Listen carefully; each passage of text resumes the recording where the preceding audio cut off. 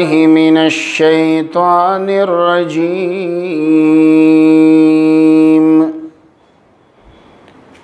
بسم اللہ الرحمن الرحیم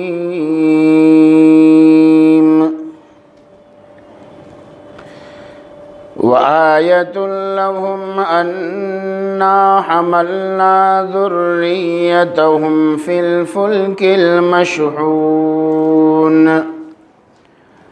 وخلقنا لهم من مثلهم فهم راكبون وقال الله تبارك وتعالى يا أيها الذين آمنوا قوا أنفسكم وأهليكم نارا وقودها الناس والحجارة عليها ملائكة غلاظ شداد لا يعصون الله ما أمرهم ويفعلون ما يؤمرون صدق اللہ مولانا العظیم۔ محترمہ مائیں، بہنیں اور بیٹیوں، اللہ سبحانہ و تعالیٰ کا بے انتہا کرم اور احسان ہے کہ اس نے مجھے اور آپ کو دین کی نسبت پر دین کی باتوں کو سننے کے لیے یہاں بیٹھنے اور جمع ہونے کا موقع عطا فرمایا ہے۔ قرآن کریم نے بھی نبی کریم صلی اللہ علیہ وسلم سے یہ فرمایا کہ آپ نصیحت بیان کیجئے، اس لیے کہ دین کی باتوں کا کرنا اور نصیحتوں کا کرنا ایمان والوں کو نفع ہی دیتا ہے۔ فذکر انما انت مذکر، آپ کا کام نصیحت کرنا ہے۔ میرے اور آپ کے آقا صلی اللہ علیہ وسلم کی تعلیمات جیسے مردوں کے لیے ہے، آپ کی تعلیمات مستورات اور عورتوں کے لیے بھی تھی، اور جیسے خطاب حضور پاک صلی اللہ علیہ وسلم کے مردوں کے لیے ہوا کرتے تھے، مستورات عورتوں کے لیے، ماں بہنوں کے لیے بھی ہوا کرتے تھے۔ ہمارے یہاں آج کے جو داعی ہے صاحب خانہ بھاگا تلاؤ صورت میں، مجھے سن کر بڑی خوشی ہوئی۔ حافظ عمار صاحب اور ان کے رفقا نے یہاں مستورات کے بیان کا سلسلہ شروع کیا ہے۔ مولانا مختصر بیان کرنا ہے، اور ماشاءاللہ مستورات بھی یہاں پر جڑتی ہے، تو کہنے سننے کا ایک ماحول ہے، اور اس سے انشاءاللہ العزیز بڑا نفع ہوتا ہے۔ قرآن کریم کی میں نے آپ کے سامنے ایک آیت تلاوت کی ہے، سورہ یاسین شریف کی یہ آیت ہے۔ آج جمعہ میں دو جگہ جمعہ سے پہلے بیان ہوا، اور یہ جمعہ کے بعد تیسرا بیان ہے، تو میں نے ان دونوں جگہ پر یاسین شریف کی ایک ایک آیت اور اس کے متعلق ضروری دو چار باتیں وہاں بھی کہی ہے اور یہاں بھی عرض کرنا چاہتا ہوں۔ قرآن کریم یہ اللہ کا کلام ہے، اور اس میں اول اور آخرین کا علم اللہ نے رکھا ہے۔ اور اللہ سبحانہ و تعالیٰ نے بہت سی جگہ پر مثالوں سے ہم تمام کو مثالوں کے ذریعے سے بات سمجھائی ہے، دلیلوں سے بات سمجھائی ہے، بعض جگہ پر قسم کھا کر بات سمجھائی ہے۔ فرمائے اللہ کی قدرت کی نشانیاں، یہ بڑی بڑی نشانیاں ہم اسے دیکھ کر اللہ کو پہچانیں۔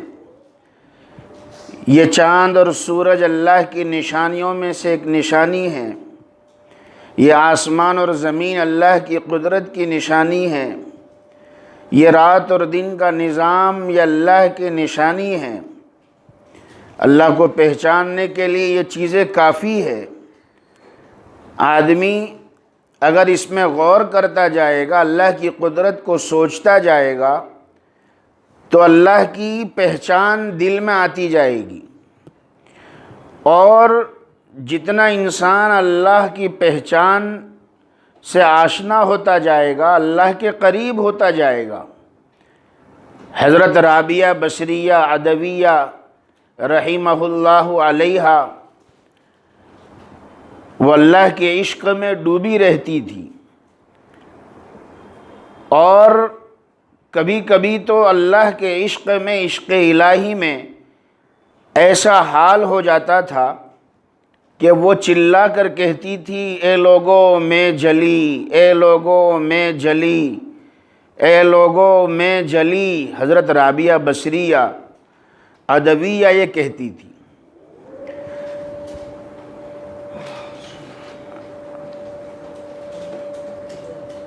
قرآن کریم کی جو آیت میں نے آپ کے سامنے پڑھی ہے، اس میں بھی اللہ سبحانہ و تعالی سمندری سفر اور سمندری کشتی کے اندر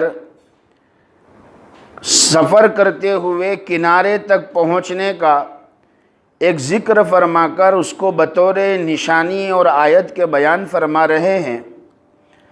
فرمایا وَآیَةٌ لَهُمْ أَنَّا حَمَلْنَا ذُرِّيَّتَهُمْ فِي الْفُلْكِ الْمَشْحُونِ،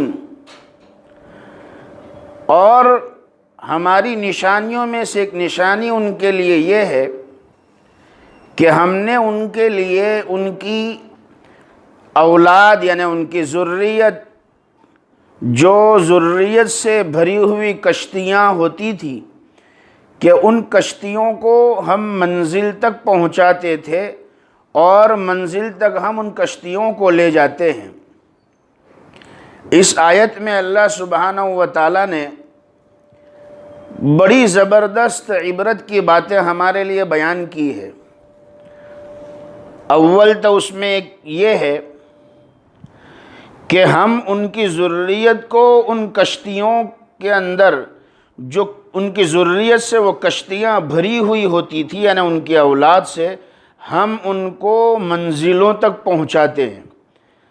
اس لیے کہ اللہ سبحانہ و تعالیٰ نے سورج اور چاند اور کائنات کا نظام ہم سب انسانوں کی خدمت کے لیے بنایا ہے، ہمارے لیے مسخر کیا ہے۔ قرآن کریم نے فرمایا وَسَخَّرَ لَكُمُ الْفُلْكَ لِتَجْرِيَ فِي الْبَحْرِ بِأَمْرِهِ وَسَخَّرَ لَكُمُ الْأَنْهَارَ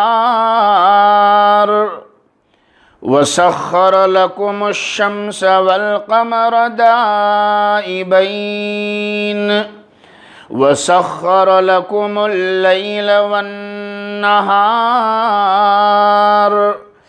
وَآتَاكُم مِّن كُلِّ مَا سَأَلْتُمُوهُ وَإِن تَعُدُّوا نِعْمَةَ اللَّهِ لَا تُحْصُوهَا إِنَّ الْإِنسَانَ لَظَلُومٌ كَفَّارٌ۔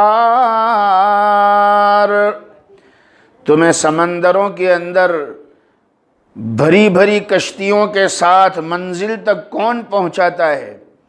چاروں طرف پانی اور دریا ہے، اور اگر ایسی جگہ پر کشتی رک جائے، یا اسٹیمر یا بوٹ رک جائے، تو نہ آگے چلے تو بن پڑے، نہ پیچھے ہٹے تو بن پڑے، نہ دائیں کوئی راستہ نہ بائیں کوئی منزل ہمیں نظر آئے، تو ایسے وقت میں کیا ہوتا ہے؟ پھر اللہ یاد آتا ہے۔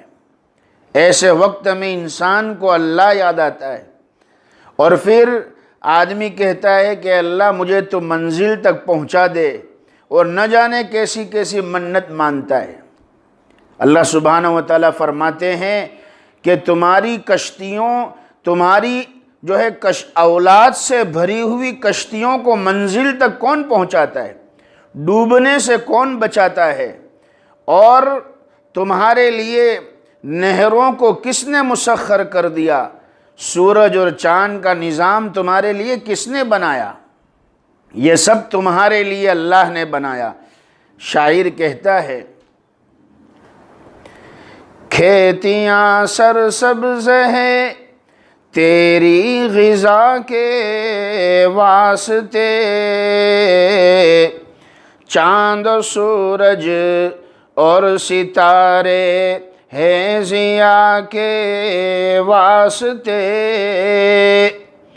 جانور پیدا کیے تیری وفا کے واسطے، سارا جہاں تیرے لیے پر تو خدا کے واسطے۔ کھیتیاں،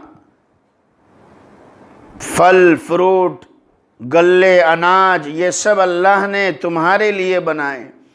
چاند اور سورج کو اور ستاروں کو روشنی کے لیے بنائے، جانوروں کو وفاداری کے لیے بنایا، لیکن اے انسان ساری چیزیں تیرے لیے بنائی، مگر تجھے خدا نے اپنے لیے بنایا ہے۔ تو خدا کے لیے بنایا ہے، تو اللہ کے لیے پیدا کیا گیا ہے، تو عبادت کے لیے پیدا کیا گیا ہے، تو خرافات کے لیے، رسم و رواج میں الجھنے کے لیے اور دنیا کی اور قوموں کے نقش قدم پر چلنے کے لیے پیدا نہیں کیا گیا۔ ایک بڑی زبردست اس آیت میں، جو سورہ یاسین کی آیت میں نے پڑھی ہے، اس میں سبق ہے کہ تم بھری ہوئی کشتیوں میں جو بیٹھ کر جو چلتے ہو اور ڈوبنے سے تمہیں اللہ بچاتا ہے اور تمہیں منزل تک پہنچاتا ہے، تو اس میں زبردست تمہارے لیے اللہ کی قدرت اور اللہ کی جو ہے پہچان ہے اور نشانی ہے۔ دوسری بات، علماء مفسرین نے یہاں یہ بھی فرمائی کہ یہاں اولاد کا ذکر ہوا، وَآیَةٌ لَهُمْ أَنَّا حَمَلْنَا ذُرِّيَّتَهُمْ فِي الْفُلْكِ الْمَشْحُونِ، ذریت کا ذکر ہوا، اولاد کا ذکر ہوا۔ اس سے ایک اور نعمت کی طرف اشارہ کر دیا کہ تمہیں اولاد اور ذریت کی نعمت سے بھی اللہ ہی نوازتا ہے۔ شادی ہو گئی، 5 سال ہو گئے، ڈاکٹروں کے علاج کراتے ہوئے تھک گئے، اور تعویذات وغیرہ سے بھی جو ہے کر کے آزما لیا، لیکن اولاد نہیں ہو رہی ہے، اولاد نہیں ہو رہی ہے۔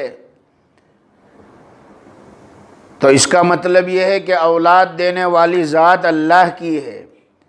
پوری دنیا مل کر اگر تمہیں نفع پہنچانا چاہے اور اللہ سبحانہ و تعالیٰ نے تمہارے مقدر میں وہ چیز نہیں لکھی ہے، تو وہ دنیا مل کر تمہیں وہ چیز نہیں دلا سکتی۔ اور اگر تمہارے مقدر میں اللہ نے کوئی نقصان رکھا ہے اور پوری دنیا مل کر تمہیں اس نقصان سے بچانا چاہے، تو پوری دنیا بھی تمہیں اس نقصان سے نہیں بچا سکتی۔ یہ ہمارا عقیدہ ہے، یہ ہماری سوچ ہے، یہ ہمارا ایک بیز ہے کہ جو ہمیں اللہ پر بھروسہ اور یقین جو ہے کامل یقین رکھنے پر جو ہے دعوت دیتا ہے کہ جو بھی دنیا میں نفع نقصان ہو رہا ہے وہ اللہ کی ذات کی طرف سے ہوتا ہے۔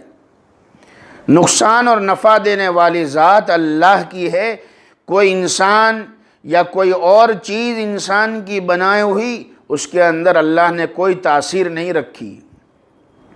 تو خیر میری بہنوں، عرض یہ کرنا چاہتا ہوں کہ اولاد اس کا بھی ذکر ہے اس آیت میں، تو فرمایا کہ اولاد بھی اللہ دیتا ہے، کہیں بالکل نہیں ہیں تو کہیں بہت سارے ہیں، کہیں ایسا ہے کہ لڑکے ہی لڑکے ہیں تو کہیں لڑکیاں ہی لڑکیاں ہیں۔ قرآن کریم نے فرمایا یَهَبُ لِمَن يَشَاءُ إِنَاثًا وَيَهَبُ لِمَن يَشَاءُ الذُّكُرَ أَوْ يُزَوِّجُهُمْ ذُكْرَانًا وَإِنَاثًا وَيَجْعَلُ مَن يَشَاءُ عَقِيمًا إِنَّهُ عَلِيمٌ قدیر۔ وہ جسے چاہتا ہے لڑکیاں دیتا ہے، جسے چاہتا ہے لڑکے دیتا ہے، اور جسے چاہتا ہے لڑکے لڑکیاں دونوں دیتا ہے، اور وہ جسے چاہتا ہے بے اولاد رکھتا ہے۔ اولاد کا ملنا اور نہ ملنا یہ اللہ کی طرف سے۔ بڑے بڑے پیغمبر گزرے ہیں، ہم قرآن کریم میں واقعات پڑھتے اور سنتے ہیں کہ اللہ تعالیٰ نے بڑی عمر میں اولاد عطا فرمائی، کتنی منتیں اور دعائیں مانگی۔ حضرت ابراہیم علیہ السلام کو اسماعیل علیہ السلام کی نعمت سے اللہ نے نوازا، بڑی عمر میں اولاد دی۔ حضرت زکریہ علیہ السلام مسجد اقصیٰ کے امام ہیں، بیت المقدس کے معزز انسان ہیں، اللہ کے پیغمبر ہیں، لیکن حضرت زکریہ علیہ السلام کو اولاد نہیں ہیں۔ اور قرآن کریم نے پورا واقعہ بی بی مریم کا اور حضرت زکریہ علیہ السلام کا اور امرأت عمران کا پورا واقعہ تفصیل سے بیان کیا ہے، بارہا ہم سنتے ہیں۔ حضرت بی بی مریم زکریہ علیہ السلام کی پرورش میں تھی۔ حضرت بی بی مریم بھانجی ہے، زکریہ علیہ السلام خالو جان ہیں، وہ اللہ کے پیغمبر ہے۔ اور بی بی مریم حضرت عمران کی بیٹی ہے، اور حضرت عمران اور حضرت زکریہ علیہ السلام آپس میں ہمزلف تھے، جس کو ہم ساڑو بھائی کہتے ہیں،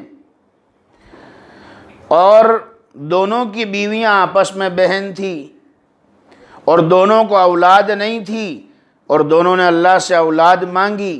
اللہ سبحانہ و تعالیٰ نے حضرت عمران کو اولاد کی امید عطا فرمائی۔ یہ واقعہ پورا قرآن کریم میں موجود ہے۔ مجھے یہ عرض کرنا ہے کہ میری بہنوں، اگر اللہ نے ہمیں اولاد عطا فرمائی ہے، یہ اللہ کی زبردست نعمت ہے، زبردست نعمت ہے۔ یہ وہ نعمت ہے جس کی چاہت ان قلوب میں بھی ہوا کرتی تھی جن قلوب کو، جن دلوں کو اللہ نے صرف اپنی محبت کے لیے پیدا کیا تھا۔ یعنی نبی کریم صلی اللہ علیہ وسلم کا دل، انبیاء علیہم السلام کے دل۔ حدیث پاک میں آتا ہے کہ اللہ سبحانہ و تعالیٰ نے کائنات میں دیکھا پیدا کرنے سے پہلے، اور پوری کائنات کے قلوب کا معائنہ کیا، اور پھر فرمایا کہ سب سے پاکیزہ اور سب سے مبارک جو دل تھا، وہ دل حضور پاک صلی اللہ علیہ وسلم کو عطا فرمایا۔ پوری کائنات کے اندر اللہ سبحانہ و تعالیٰ نے مجھے اور آپ کو ایسے نبی اور پیغمبر عطا فرمائے۔ ایک شعر سنا دو، ہمارے والد صاحب سنایا کرتے ہیں اکثر۔ خدا نے ہمیں ایسا بخشا نبی کہ دنیا میں ایسا ہوا ہی نہیں۔ خدا نے ہمیں ایسا بخشا نبی کہ دنیا میں ایسا ہوا ہی نہیں۔ حبیب خدا کملی والے کا ثانی، حبیب خدا کملی والے کا ثانی، زمیں تو زمیں آسماں پر نہیں۔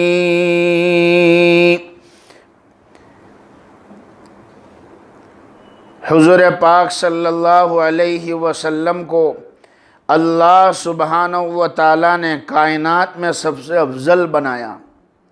فرمایا ان پاک قلوب کے اندر بھی اولاد کی محبت تھی۔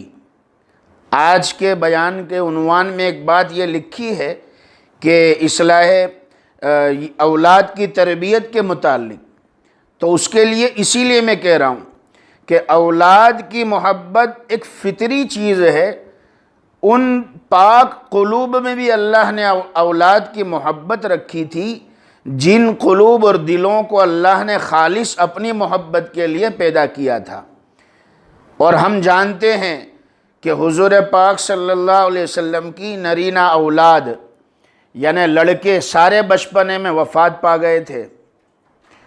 حضرت ابراہیم معصوم جان ہیں اور روح نکل چکی ہے، مشرکین مکہ تانے مار رہے ہیں، حضور پاک صلی اللہ علیہ وسلم کے بارے میں کہتے تھے کہ چلو اچھا ہے ان کی کوئی اولاد زندہ نہیں رہتی، یعنی نرینہ اولاد لڑکے زندہ نہیں رہتے، اس لیے کہ جب تک، اسی لیے کہا کہ جب تک یہ رہیں گے وہاں تک ان کا دین رہے گا، ان کا مشن رہے گا، اور جب ان کا جو ہے دنیا سے پردہ فرما لیں گے تو ان کا مشن، ان کا دین وہ بھی دنیا سے اڑ جائے گا۔ تانے مارتے تھے۔ میرے آپ کے آقا صلی اللہ علیہ وسلم کے دل پر ٹھیس پہنچتی تھی۔ آقا رنجیدہ ہوتے، غم زدہ ہوتے۔ حضرت ابراہیم چھوٹے معصوم حضور کا بیٹا اور انتقال ہو گیا، گود میں ہیں اور آقا کی آنکھوں سے آنسو جاری ہو گئے۔ فرمایا ان العین لتدمع والقلب یحزن وَإِنَّا بِفِرَاقِكَ يَا إِبْرَاهِيمُ لَمَحْزُونُونَ، اے میرے بیٹے آنکھوں میں نم ہے اور دل میں غم ہے، اور لیکن ہم اپنی زبان سے وہی کہیں گے جن سے ہمارا رب راضی ہوتا ہے۔ شکوہ نہیں کروں گا، شکایت نہیں کروں گا، اس لیے کہ اولاد اللہ کی نعمت تھی، اسی نے دی تھی، اسی نے لے لی واپس۔ تو مجھے یہ عرض کرنا ہے کہ اولاد کا ملنا بھی اللہ کی نعمت، اور اس کی محبت کا ملنا یہ بھی اللہ کی نعمت۔ لیکن اولاد کی محبت کے اندر علماء اور فقہاء نے لکھا ہے کہ ہم ایسی محبت کے اندر مبتلا نہ ہو جائے کہ یہ اولاد ہماری جو ہے ہمارے ہاتھوں سے نکل جائے، ہمارے دین سے نکل جائے، خواہشات میں مبتلا ہو جائے، ان کی صحبت غلط ہو، ان کا دوستانہ غلط ہو جائے، شریعت اور سنت کو سے نفرت کرنے لگے، ہماری اولاد کے ساتھ ایسی محبت نہ ہو۔ گجراتی کے اندر ایک کہاوت ہے، گجراتی کے اندر کہاوت ہے، یہ اس لیے سنا رہا ہوں آپ بہنوں کو اور ماؤں کو کہ بہت سی مرتبہ ایسا ہوتا ہے کہ گھر میں باپ اپنے اولاد پر نظر رکھتا ہے اور اولاد کی تربیت کرنے کی فکر کرتا ہے، اپنا گھر کا ماحول سنوارنے کی کوشش کرتا ہے، اور اس کے اندر کبھی کبھی باپ جو ہے اپنے بچوں پر سختی بھی کرتا ہے، کرنی بھی چاہیے۔ غصے کے وقت میں غصہ نہ آئے تو وہ تو بڑا بے وقوف ہے، جہاں سختی کرنی چاہیے وہاں نہ کرے تو پھر اس کا بہت نقصان ہے۔ ہماری سختیاں کہاں ہوتی ہے؟ رات کو گھر پر جب لڑکا آوے اور 500 روپے کی نوٹ نہ لاوے تو ہمارا غصہ آسمان پر چلا جاتا ہے۔ ہمارا ٹیمپریچر ہائی ہو جاتا ہے اس لیے کہ آج 500 کی نوٹ کما کر نہیں دی، لیکن یہی بچہ فجر میں بستر پر سویا ہوا ہے، یہی بچہ جو ہے نماز کے وقت میں گھر میں ٹی وی دیکھ رہا ہے یا موبائل کے اندر مشغول ہے، چاروں طرف مسجدوں میں اذان ہو رہی ہے، نماز چل رہی ہے، اور یہ موبائل لے کر گھر میں بیٹھا ہے، نوجوان مرد اپنے گھروں میں ہیں اور یہاں مسجدوں میں نماز ہو رہی ہے، تو فرمایا کہ اس وقت ہمارا پیٹ کا پانی بھی نہیں ہلتا، پیشانی پر بل تک نہیں آتا۔ یہی تو نشانی ہے اس بات کی کہ ہماری تربیت کے اندر اور ہماری بچوں کی پرورش کے اندر کہیں نہ کہیں کوتاہی یا کمی ہو رہی ہے۔ جہاں ہمیں غصہ ہونا چاہیے تھا، جہاں سختی کرنی چاہیے تھی، وہاں سختی نہیں ہو رہی۔ فرمایا اگر باپ سختی کرتا بھی ہے تو ماں طرفداری کرتی ہے، اور ماں طرفداری کر کے بچوں کو بچا لیتی ہے۔ اسی لیے وہ گجراتی کی مثل مشہور ہے کہ غلط طرفین، طرفداری کو گجراتی میں کیا کہتے ہیں؟ طرفین کہتے ہیں نا، تو غلط طرفین سانپ کی فین کرتا بھی زیادہ زہریلی ہوتی ہے۔ جو سانپ کے فین میں یعنی سانپ کے ڈسنے کے اندر زہر ہوتا ہے، غلط طرفداری میں اس سے خطرناک زہر ہوتا ہے۔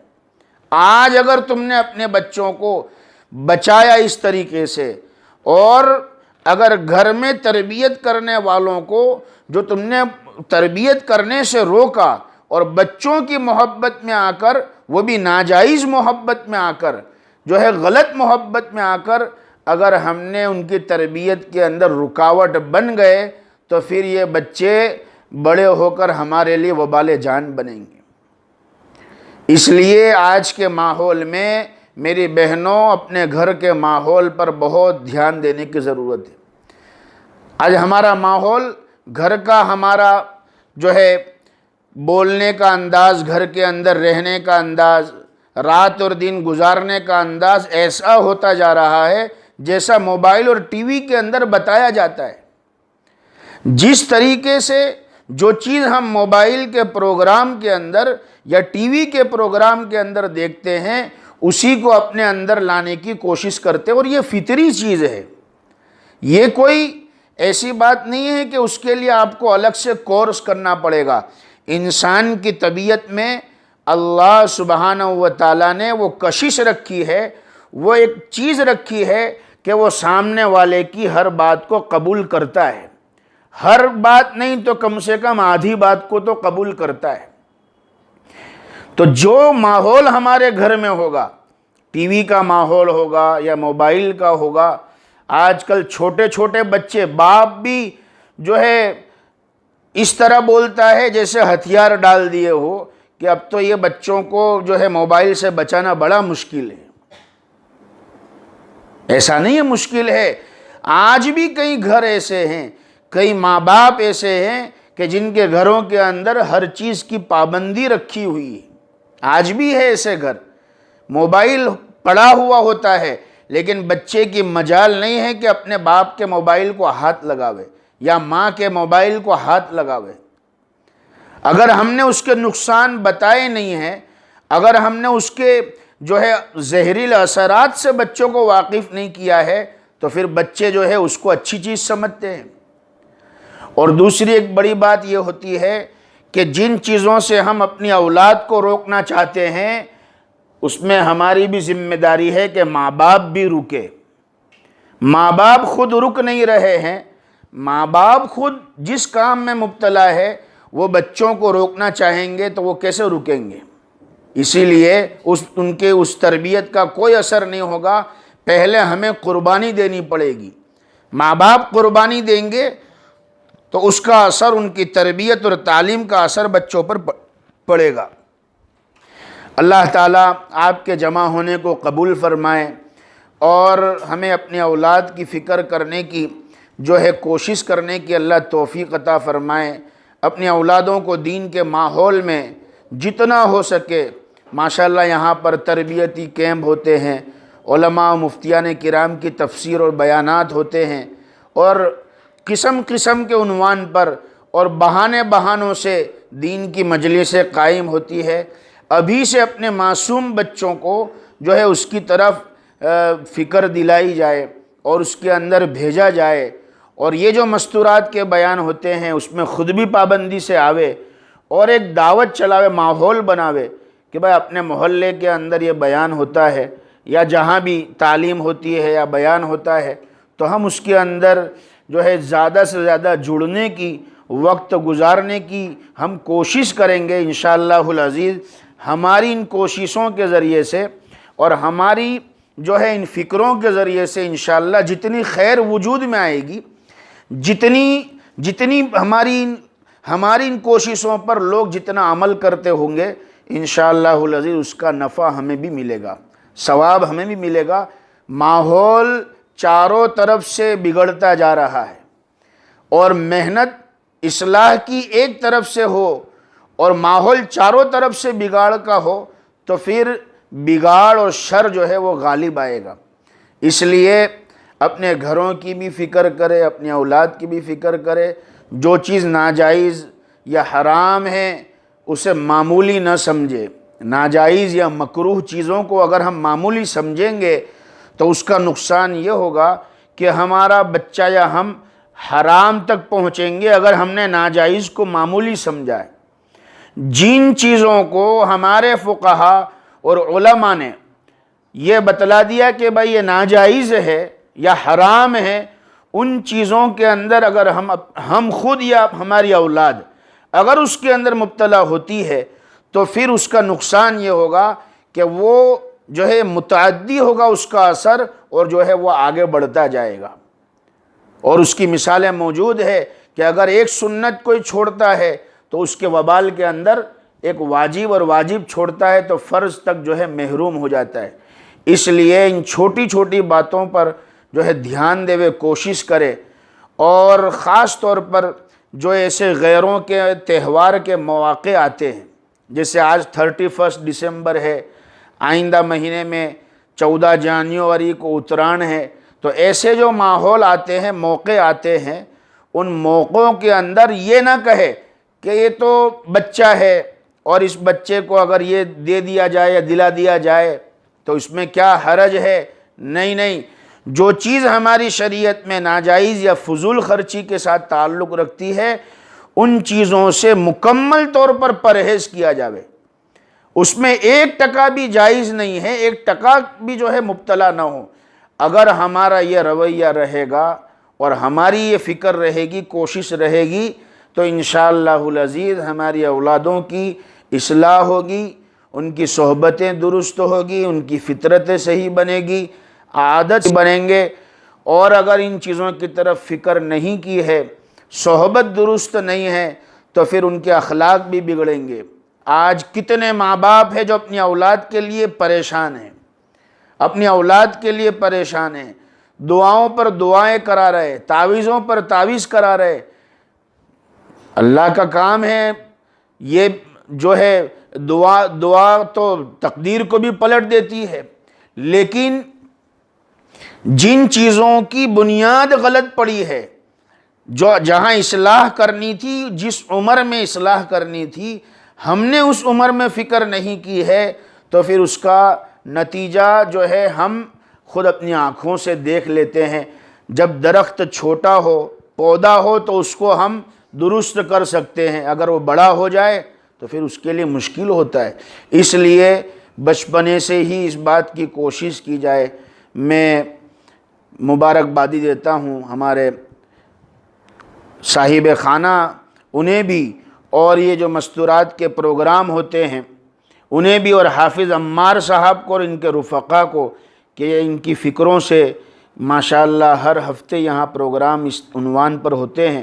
اللہ تعالی ہمیں کہنے سے زیادہ، سننے سے زیادہ عمل کی توفیق عطا فرمائے، قرآن کریم کا علم اور فہم نصیب فرمائے۔ اللہ تعالی ہمیں اپنی رضا نصیب فرمائے، ہمیں ہماری اولادوں کی جو ہے اللہ سبحانہ و تعالی نیک اور صالح بنائے، نیک صحبتیں انہیں عطا فرمائیں، حرام راستوں سے، حرام رشتوں سے ان کی حفاظت فرمائیں، آمین۔ ہمارا حافظ عبدالغنی صاحب یہاں موجود ہے، میں درخواست کروں گا کہ آپ دعا فرمائیں۔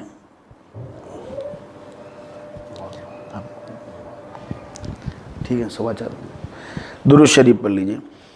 اللہم صلی علی سیدنا و نبینا مولانا محمد وعلی آلِ سیدنا و نبینا مولانا محمد وبارک وسلم۔ سبحان الابد الابد، سبحان الواحد الاحد، سبحان الفرد الصمد، سبحان رافع السماء بغیر عمد، سبحان من بسط الارض على ماء جمد، سبحان من خلق الخلق فاحصاهم عددا، سبحان من قسم الرزق ولم ينس احدا، سبحان الذي لم يتخذ ولدا ولم يكن له شريك في الملك ولم يكن له ولي من الذل وكبره تكبيرا۔ اللهم آت نفسي تقواها وزكها أنت خير من زكاها وأنت وليها ومولاها۔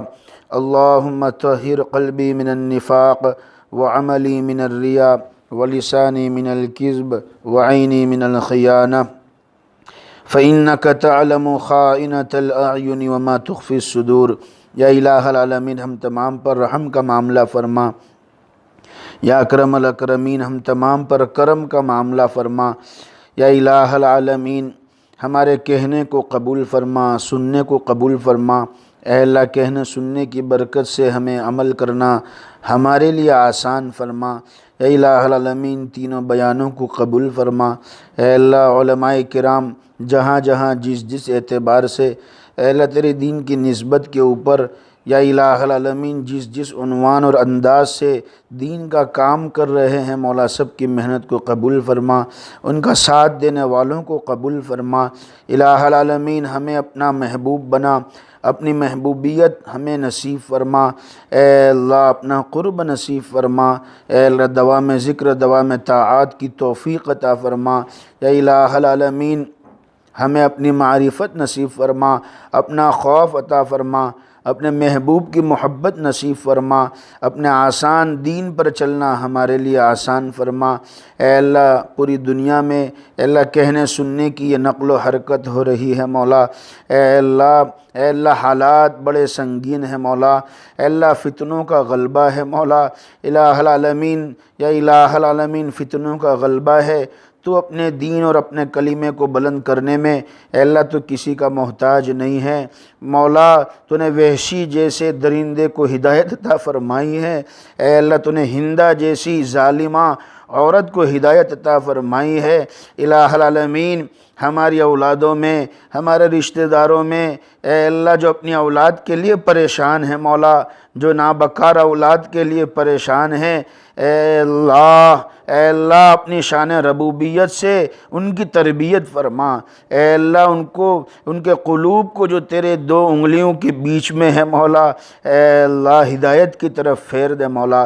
یا الہ العالمین یا الہ العالمین یا الہ العالمین ہمیں اے اللہ ہمارے ماں باپ کے لیے ذریعہ آخرت بنا، اور ہم صدقہ جاریہ بنا، بڑھاپے کا سہارا بنا۔ ہمارے ماں باپ کو ہماری طرف سے بہترین بدلہ عطا فرما۔ اے اللہ ہم نے اپنے والدین کو بہت ستایا ہے مولا۔ اے اللہ ہم نے اپنے ماں باپ کو بہت تکلیفیں دی ہے مولا۔ الہ العالمین اے اللہ اگر تو نے ان کے دل میں محبت نہ رکھی ہوتی اولاد کی، تو اے اللہ ان کے دلوں سے ہمارے لیے کتنی بد دعائیں نکلتی مولا۔ اے اللہ ہمارے ماں باپ ہمارے محسن ہیں مولا۔ دنیا میں ہمارا کوئی محسن نہیں مولا، ماں باپ سے بڑھ کر کوئی نعمت نہیں مولا۔ اے اللہ اولاد کو اپنے ماں باپ کی قدردانی کی توفیق عطا فرما۔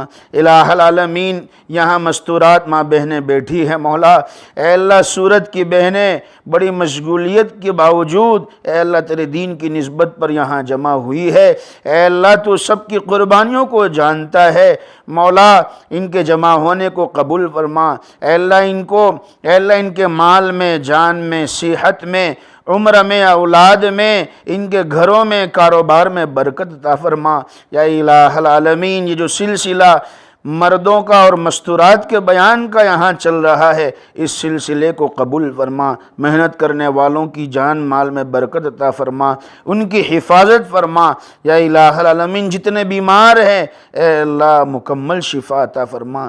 میری خالہ بہت بیمار ہے، ہاسپٹل میں داخل ہے، ڈائیلیسس چل رہا ہے، اے اللہ تیرا کتنا کرم ہے، تو نے ہمیں اے اللہ کیسی بھاری بھاری مشینری ہمارے بدن میں فٹ کی ہے مولا۔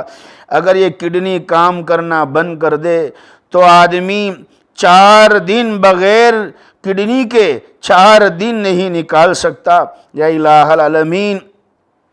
یہ خون کا جریان اور اے اللہ یہ ساری یہ صحت اور سارے اعضاء یہ تیری بڑی نعمت ہے مولا، اے اللہ بڑی نعمت ہے مولا یا الہ العالمین۔ پانی کا صحیح سلامت حلق سے نیچے اتر جانا، کھانے اور دانے کا حلق سے صحیح سلامت نیچے اتر جانا، یہ بھی تیری نعمت ہے، اور پیٹ کے فضلات اور پیٹ کے کچرے کا باہر نکلنا ہے اللہ یہ بھی تیری نعمت ہے یا الہ العالمین، یہ بھی تیری نعمت ہے۔ الہ العالمین تمام بیماروں کو شفا عطا فرما، تمام مرحومین کی مغفرت فرما۔ ہمارے محمد بھائی کاپڑیا جن کے مکان میں کھانا کھایا ان کی بیٹی نوجوان بیٹی کا گزشتہ سال انتقال ہوا، اے اللہ ان کی مکمل مغفرت فرما، درجات کو بلند فرما۔ ہمارے زبیر بھائی بھٹیارہ اور ان کے بھائی جو بیمار ہے اور پیرالیسس ہو گیا ہے بھاگا تلاؤ میں، جن کو ہم دیکھ کر آئے اے اللہ ان کو مکمل شفا عطا فرما، اے اللہ جو مانگا وہ بھی عطا فرما، مانگنے سے رہ گیا وہ بھی عطا فرما۔ ہماری دعاؤں کو محض اپنے فضل و کرم جناب نبی کریم صلی اللہ علیہ وسلم کے صدقے طفیل میں قبول فرما۔